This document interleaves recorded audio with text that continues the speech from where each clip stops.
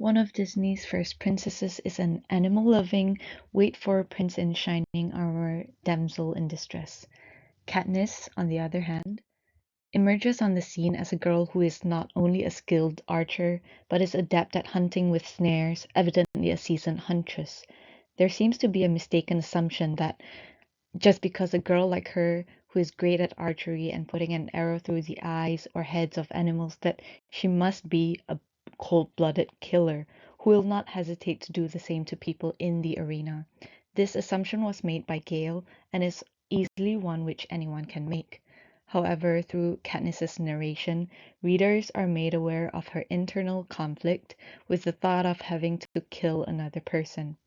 When she ultimately puts an arrow through a boy from District 1, which she does on impulse upon seeing him piercing a spear through Rue, she could not stop thinking about it and realizes that it was the guilt of killing a person, though she justifies it as revenge for Rue.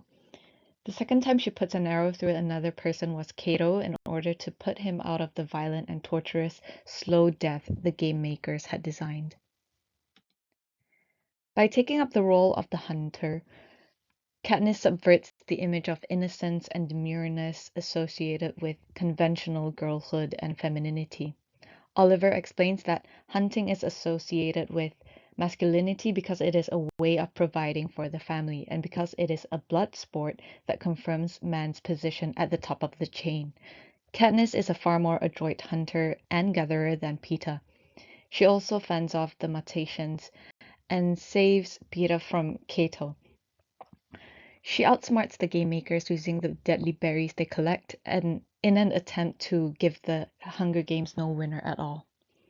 Her resourcefulness and ability to quickly adapt can be interpreted as a performance of masculinity within the story world, which typically positions men as leaders at home.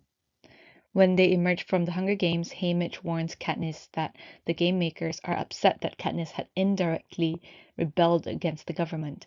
By changing the rules of the games almost at her own terms, the Hunger Games fail to become the most effective tool in the control of the residents of all 12 districts.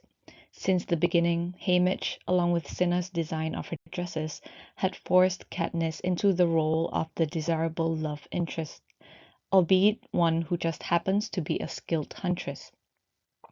At first, Katniss perceived this image as someone's love interest as a label of weakness. To be desired as a romantic partner seemed to her like a disadvantage when she is about to be thrusted into the arena to fight off other tributes. This association with romance, love, and emotions seemed unnecessary in a world where she must fight hard to survive. This self-perception indirectly juxtaposes romantic love against the maternal instinct which Katniss has for Primrose and Rue. However, when she slowly learns that playing this role of the love interest and being star-crossed lovers with Peeta is to her advantage, and she avoids having to kill Peeta, she thinks of various ways to ensure that she performs the role well for the screen. Though unscripted, her guesses of what the audience of the Capitol will enjoy motivates her to play along with Peeta's lover boy persona. The performance of the girl in love is a performance of girlhood, manifesting ideal images such as innocence, romance, and desirability. She was always doubtful of Peeta, wondering if his lover boy image was also manufactured. Even in the final moment when Peeta draws his knife to throw away, she instinctively raises her bow and arrow and aims at his heart. This scene was not included in the film. It attracts the question of whether the filmmaker was uncertain about portraying Katniss as she was originally written. That is, a girl who is unmoved by Peeta's grand love. Does it take away from the dynamic of the two to show Katniss's moment of vulnerability and overpowering survival instincts? Katniss had been thrown into the role of a protector and provider in her family, which Hanthorne describes as the man of the family, as she picks up performance of masculinity primarily through hunting. However, this performance is carefully reined in when she's in the arena and when Haymitch had warned her to put up a convincing act of the girl madly in love, thus performing femininity for the cameras during the final victor's interview. This becomes extremely crucial as failure to properly fool the audience in the capital would mean a disastrous end for herself, Peta, and also her own family. She performs her femininity, portraying herself as innocent and helpless by clutching onto Peta, leaning against him, or even burying her face into his shoulder during the interview. The tough huntress who appears fearless and adept with deadly archery skills in the arena completely vanishes when she is dressed in the flowy yellow dress, made up to radiate a soft rosy glow, and sits in front of the camera. She adapts well, not only when she was left to starve to death with her sister, but also when she is cornered by the threat of death or punishment in the Hunger Games. The interviews and victory tour being inseparable parts of the game.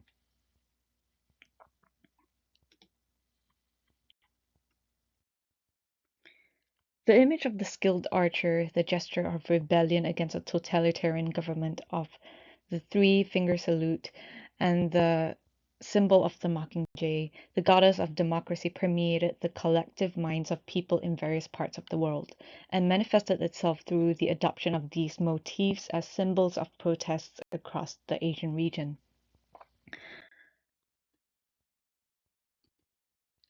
In Hong Kong, Thailand, and Myanmar, democracy protests have seen the use and also the ban of the three-finger salute, a symbol of resistance, of defiance, of a fight for democracy. The three-finger salute is described in the novel as an old and rarely used gesture of District 12, which signifies admiration, thanks, and farewell to a loved one. In the sequel, this same gesture transformed into one of defiance and resistance, just as it has across Southeast Asia.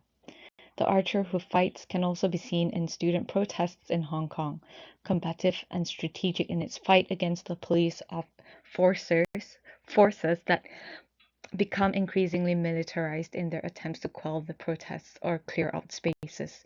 Perhaps more fascinating to the media and a sizable netizen is the female representatives of these protests. Agnes Chow of Hong Kong student protests, Miss Grand Myanmar, and the Miss Universe representing Myanmar are instances in which the media as well as netizens manufactures an image of the goddess of democracy. Agnes Chow was dubbed by the Japanese media as Hong Kong's goddess of democracy, and as fans from Japan who often comments on her YouTube videos and Instagram posts. Many find her to be cute and pretty, but also brave in her fight for democracy and freedom in Hong Kong. The fascination which the media appears to have is also bolstered by the attention she gets from people from various cultural backgrounds. Due to her ability to speak fluently in Japanese and English, this positions her as the de facto foreign media representative for the pro-democracy party Demosisto. When she talks about her hobbies and proclaims herself as an otaku, she appears to the audience as a girl who enjoys anime and Japanese popular culture. It is, however, precisely through this image of her as the endearing girl next door otaku with a gentle voice who is wise and politically active, defending democracy and freedom, which makes her a fascinating subject for creating media buzz. In contrast to the goddess-like image which the Japanese media forges for Agnes Chow, the Kong girls, a derogatory term used to describe Hong Kong young women as materialistic, obsessed with luxurious brand names, and typically has quote unquote princess syndrome. What it means is that it describes one who has a fiery temper, bad attitude, and is foul mouthed. This negative connotation of the word Kong girls, short for Hong Kong girl, which was originally a neutral word, underwent a slight transformation during the student protests in Hong Kong. In many ways, it appeared to be, at least at that time, a process of reclaiming the word Kong girls as a positive label, one which represents young women who want to dress nicely and wear makeup even if it's under their gas masks. In another image, a young girl, with nothing but a water bottle in her hand, stands before a group of heavily armed policemen whose riot shield towers over her like a wall, and a tweet writes, "This is what a Kong girl looks like, powerful." The reclamation of the word thus allows a reimagining of the label as one which represents a willingness to fight for democracy, even in the face of fearsome authoritarian government. Whether it is a girl who has yet to hit puberty or the young women armed with gas masks, umbrellas, and bow and arrow, it is difficult not to see the mockingjay in other young people in Hong Kong, Thailand, and Myanmar as they fight for democracy against the military junta or the heavily militarized police force in burning cities. That is not unlike the dystopian world we see in the Hunger Games. Conversely, though Demosisto and Chow's fans depict her as Hong Kong's very own Katniss and Mulan, she is not expected to wield weapons literally and fight on the battlegrounds, where violent scenes had broken out between student protesters and police officers. Chow, as a political representative, is a beacon of hope, someone whose lovable looks and demeanor is intended to propel the political message her party intends to convey. Femininity through Chow is depicted as 1. Girl hero, goddess of democracy; 2. A coy and deceiving girl who uses her femininity to earn pity; and 3. A linguistic genius who is the mouthpiece of the political party, and this is bolstered by her girl next door lovable character.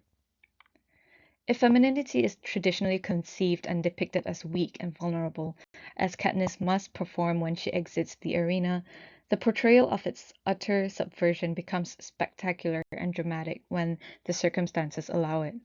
Yet as Katniss is made to perform her madly in love girl persona, it seems preferable for the girl hero to take secondary status, and it must not replace vulnerability, dependence, or cuteness, which are all hegemonic ideals of femininity. However, this can also be seen as transformative. That is, it is the ability to turn vulnerability and dependence into resources of protection and defiance. Performing to the hegemonic ideal of the female gender, i.e., hegemonic femininity, encapsulated in characteristics embodied by Katniss and Agnes' public persona, they engage with the audience and retain spectatorial gaze. As darlings of the media, they create media buzz precisely because they demonstrate certain sets of widely accepted expectations. Agnes's cuteness juxtaposed against her girl hero image creates the duality which is both intriguing but also attractive to a wider audience. Much like Katniss's adaptability, the modes which she switches seamlessly between when appearing as dressed to the nines girl versus girl hero huntress, Agnes also switches between cute girl next door and linguistic genius democratic politician slash goddess. They both portray one mode that is much more easily imaginable as someone the audience might know in their lives versus the larger than life, almost mythical symbol of democracy and resistance. Likewise, the image of beauty queens wielding weapons to fight for democracy creates a similar effect which maximizes the effect of duality. In another way, the embodiment of immense strength, defiance, resistance against insurmountable forces in the female figure captures the fascination of many. Exceedingly as beauty queens and thus supposedly epitome of femininity, their manifestation of strength as opposed to gentleness or weakness seems to further amplify an effect. While some scholars propound the idea that Katniss' certain sets of characteristics as performing masculinity, I argue that it is the infusion of masculinity and femininity which blurs this artificial distinction that creates the impact that in turn translates into media buzz.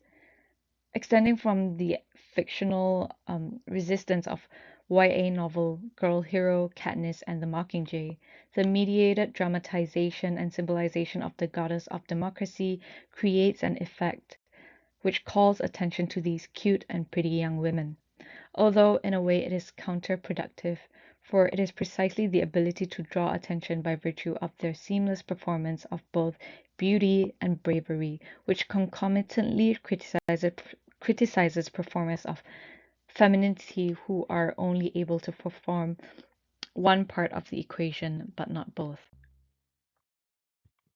The paradoxical concept of Katniss drawing from femininity as one of the strongest resources for protection against consequences of rebelling in the Hunger Games seemed almost counterintuitive, but this is perhaps one of the most crucial aspects.